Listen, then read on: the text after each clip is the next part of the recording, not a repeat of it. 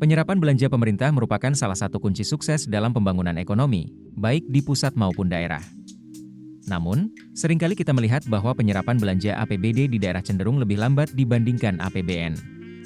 Hal ini berdampak pada pelaksanaan proyek pembangunan yang juga menjadi lambat.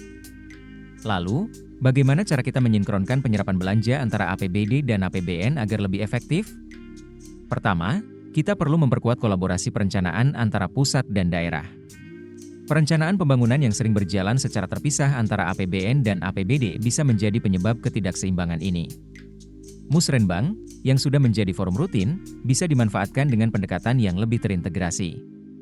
Dengan menggunakan platform digital yang menggabungkan informasi perencanaan anggaran antara pusat dan daerah, kita bisa memastikan program-program prioritas nasional tercermin di daerah dengan waktu pelaksanaan yang lebih sinkron.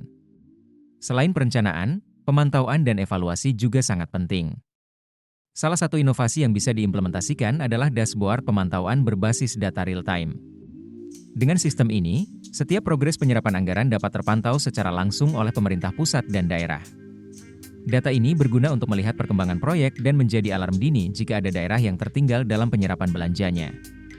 Dengan begitu, intervensi bisa dilakukan lebih cepat, mengurangi potensi penumpukan proyek di akhir tahun. Gagasan selanjutnya adalah pemberian insentif dan disinsentif bagi daerah.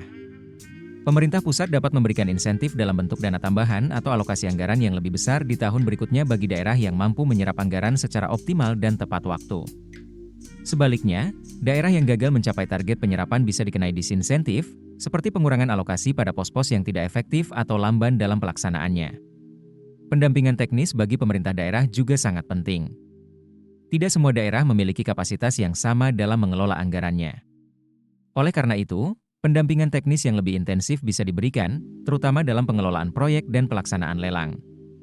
Beberapa daerah sering mengalami kendala dalam proses lelang yang berlarut-larut, yang akhirnya menghambat penyerapan anggaran.